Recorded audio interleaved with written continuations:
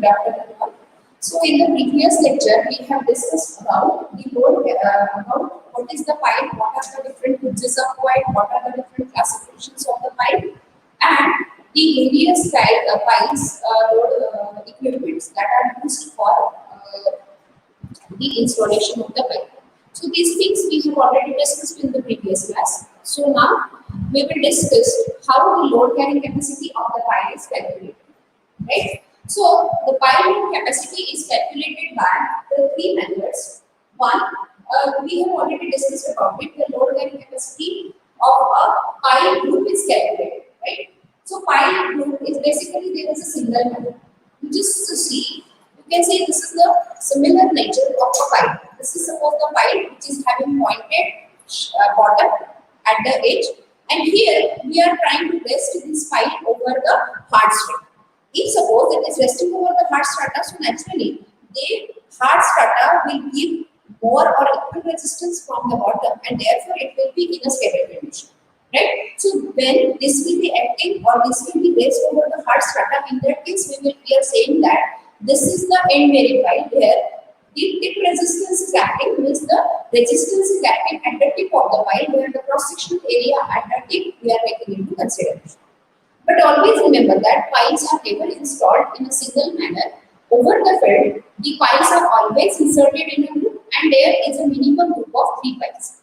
The 3 pipes which are installed in a triangular pattern. Suppose this is the 3 pipes. All these 3 pipes are connected with the help of pipe gap at its top. Right? So here, I just wanted to show you one picture, one model which we have prepared in our laboratory. You can see these are the different pipes, and these pipes are just placed like this over the hard strata. Right? Suppose this is the hard strata at which we are resting the pipe, and all the pipe, once it is installed in its required position, then all the pipes are connected with the help of pipe cap. You can see this is the pipe cap. So this whole member, that pipe cap and the pipe will be act as a single unit, right? And that is very similar to the, this unit is very similar to the pier. Now you can see this is the pier. Suppose these are the pipes. Now these 4 pipes are supposed placed like this, and then it will be just act as a single member. Just only 4 pipes circle, so then it will be act as a single member, and this is called as pier. Now this pier, and what is the difference between the pipe and the pier? Pipe is a slender structural member, whereas pier is a structural member which is having larger cross-section area as compared to pipe. So here this group is, whole group is act as a single pier. You can see this is the pipe and this is the pier. Now these, suppose these are the 9 pipes which are installed or which are inserted into the soil, and then further all the pipes are connected with the help of pipe cap. Then it will be act as a group. So this group is a single pier. Right? So here the load carrying capacity of these pipe group is calculated by the different methods. Right? So first we will discuss the static method. So the static method is the analytical method, which is more realistic method, where all the parameters are taken into consideration. That is number of pipes, spacing between the pipe, diameter of the pipe. Here is length of the pipe, diameter of the pipe, the surrounding soil, the soil which is available at the bottom. So all these things we are taking into consideration. Then it will be a static method. So static method is more realistic method and close to the actual value. So this is close to the actual value. Here, all the parameters are taken into consideration. What are the all parameters? Like all parameters are diameter of the pipe, length of the pipe, spacing between the pipe, number of pipe, and the soil properties. So all these things are taken into consideration. Therefore, these problems becomes a more realistic problems over which is used over the field. Right? So there is the another method, that is the dynamic method. Now dynamic method is basically the resistance which has been taken by the soil. Now we all know that this is suppose the pipe, and this pipe is just inserted by giving the hammer blows at its top. Now if the soil is in a hard condition, In that case, the number of blows will be more. And if the soil is soft, in that case, the less efforts are required to penetrate the pile into the soil, therefore number of blows will be less. Right? So here the resistance is calculated, or the load carrying capacity is calculated from the resistance dynamic loading which is we are giving to the pile, and that is the weight of the hammer. Then free fall. This is the free fall, means how much kinetic energy we are giving to the pile, and the resultant and the work done is in the form of penetration of the pile into the soil. Right? So these are the things. Here it is based on the penetration resistance.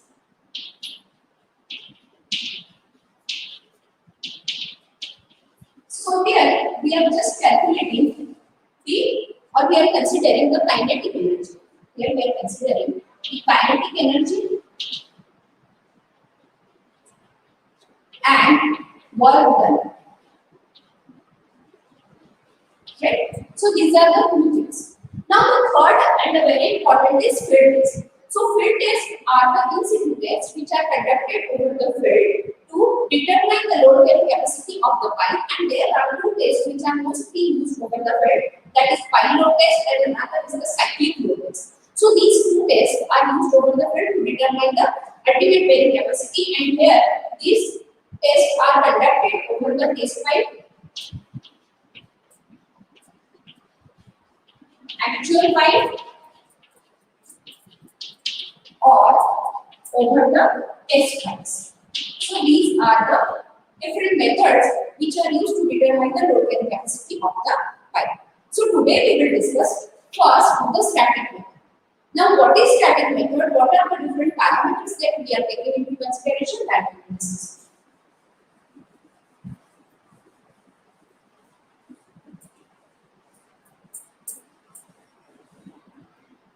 So basically, here we will just consider a group of, or we will consider a single pile. Now here we will just consider a single pile. The single pile of D is the diameter of the pile. Here, diameter of pile is assumed to be D. Then the length of the pile, suppose this is the ground level. So here this is the length of the pile which we are taking into consideration. Here there is some slope. So this is L, and this pile is being surrounded by the soil. This pile is being surrounded by the soil, and this soil is present over here.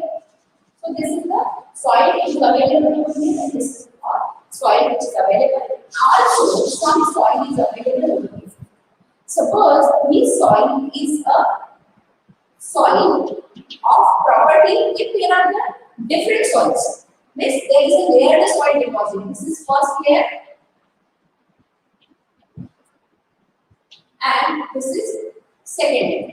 Now, what are the properties which are available in this? There will be a C1 and Phi1 and gamma. That is if the soil is cohesive soil or C5 soil, in that case it will be C1 is the cohesion in the first layer, Phi1 is the angle of shear resistance in the first layer, and gamma 1 is the density of the soil in the first layer. Right? Then in the second layer, their properties are C2, Phi2 and gamma. So these are the different properties that we are taking into consideration. Now here, this is the load. Suppose we will consider this is Q ultimate. This Q ultimate is the load which is acting over the pile. Now here, the load is taken by the two parameters. One is when we are resting this pile over the hard strata.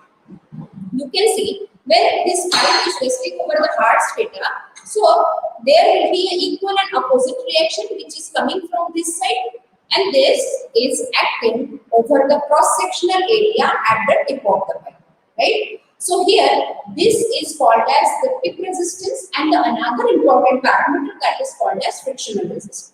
Now you all know this pile is being embedded into the soil, and naturally, if it is embedded into the soil, so when we are trying to push this into the soil, the frictional resistance due to the surrounding soil, it is very similar to the action like this. So So this soil holds the pipe properly and therefore it will just give resistance against the ultimate load or against the penetration, that is the frictional force which is developed around the periphery of the pipe and into the surrounding soil. So the load is taken by the two parameters. One is the tip resistance which is acting at the bottom. So here this is QP. This QP is the resistance which is acting at the bottom where cross-sectional area of the pipe is taken into consideration. Right? Then there will be the frictional resistance. That frictional resistance is acting over the whole periphery along the shaft. And this is called as QS, that is the frictional resistance. Right? So here, what we just assume, the ultimate load carrying capacity QU is equal to the first resistance is the tip resistance which is acting at the bottom and the frictional resistance which is acting over the periphery. So here the first one is QP and the another one is QS. Now what is QU? QU is ultimate load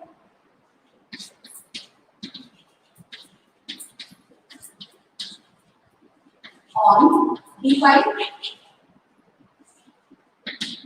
Then QP is tip resistance at the bottom of pipe, and QS is the frictional resistance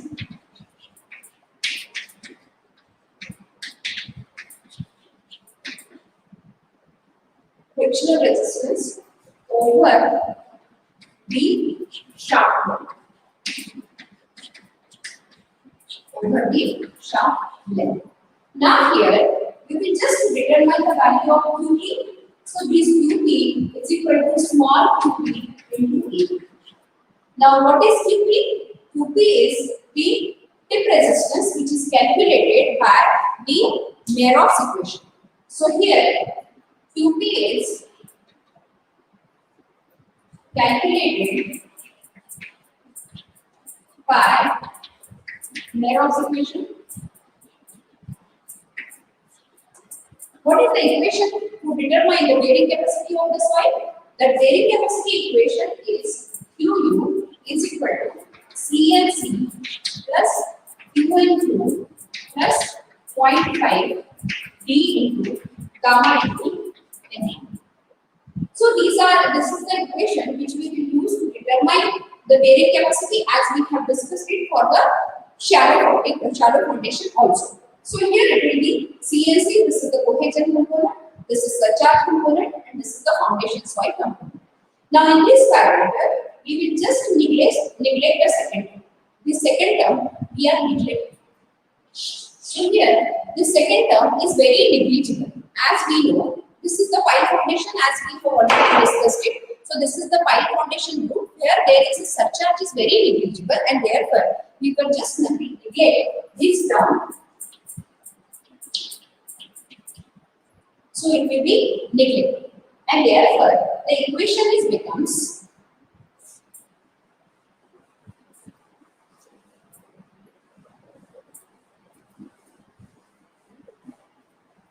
therefore the equation of QP is equal to CNC plus 0.5 B into gamma into N. So this is the value of QP, right?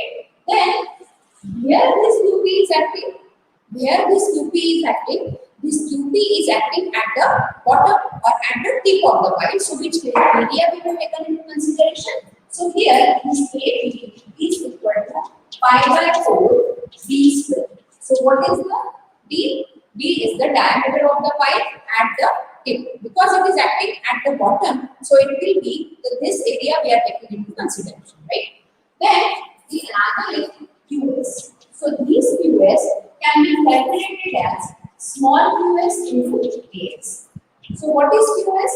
QS is basically frictional resistance. So this frictional resistance is naturally in clay soil. Now you can see this is the soil where the frictional resistance is acting, and this QS is basically the parameter which is related to the cohesion. Right? So you can just see this is the cohesion or the soil which is available around the periphery, where cohesion is the important component which provides the frictional resistance to the pipe. Right? And then here we can just consider this is C and into alpha. So which C you will take into consideration? Here you can consider this is CS and this is CB. CB is the cohesion and the tip of the pipe, and here along the shaft along the shaft. So here we will just consider this is CS into alpha. Now what is alpha? Alpha is the adhesion factor.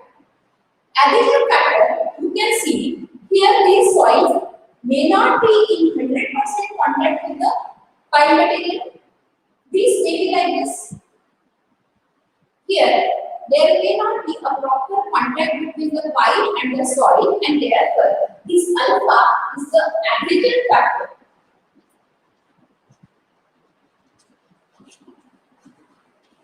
Because there is no proper contact between the pile and the surrounding soil, therefore this alpha is come in picture, where alpha is basically the reduction factor. We cannot assume that there should be a proper 100% contact between the pile and the surrounding soil, therefore some reduction factor that alpha is taken into consideration. Right? So what is then AS?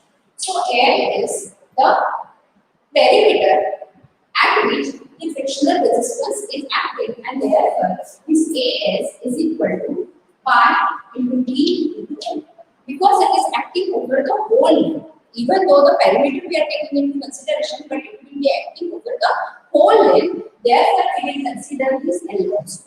Right? So in this case, this QP is equal to C. This QP is equal to C into NC plus 0.5 B into gamma into N gamma multiplied by pi by 4 B square. Pi by 4 B square, that is the cross-sectional area at the tip of the pipe. Then what about the QS? So here it will be QS is equal to, first it will be C into alpha into pi D L. So this is the QP, that is the tip resistance acting at the bottom, and this is QS. So here you can just determine the value of QU is equal to QP plus QS. So by this way, we can calculate the load carrying capacity of an individual pipe. Right? So here, in this case, now we will consider the pile in a clay soil. So basically, piles in clay.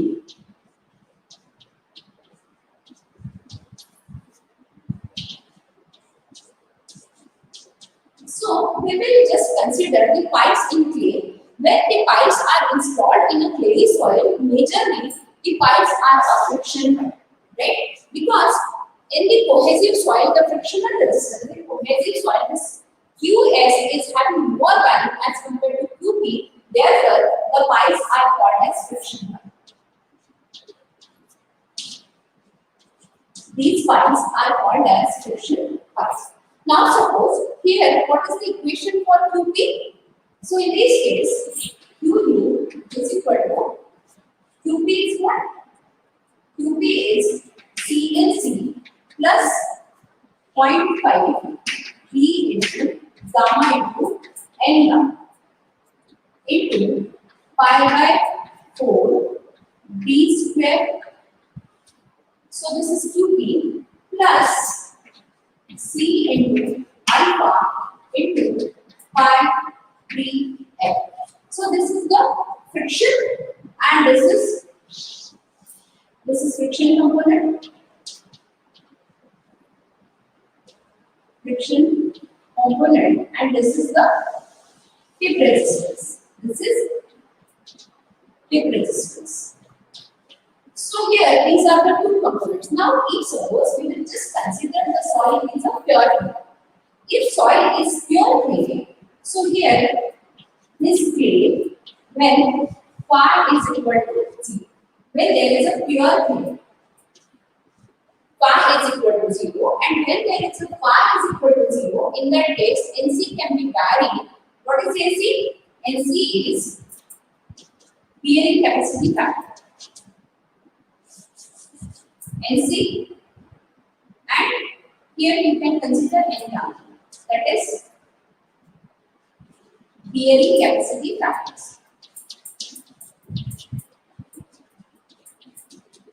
for phi. Bearing capacity factors for phi. If phi is equal to, which varies between phi, if phi is equal to 0, for phi is equal to 0, NC is varies between 6 to 9. Varies between 6 to 9, and we are just assuming 9 as a value for a long. Here we can assume it from 6 to 9. NC can be, when we have considered in a shallow dip, the NC value, when there is a pure clay, NC value is taken as 5.7. But here, as it is a pure clay, for pile foundation, this NC is taken as 6 to 9. But in general, for deep foundation, we are considering NC is equal to 9. And what is the value of N gamma? N in this case it is 1, and N gamma is taken as 0. Right? So NQ we have already neglected because the term is very small, and therefore N gamma just we will put into the equation. If the value of N gamma is 0, in that case these values become 0, and therefore the equation for clay soil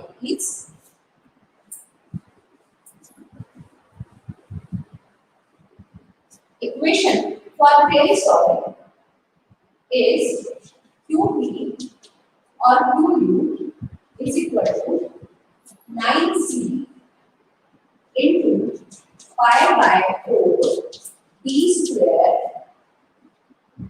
plus C into alpha into pi d. So this is the equation for a pure clay soil. Right? So this equation is valid for a driven pipes in a clay. Right? So when the pipes are installed in a swamp, that part we will discuss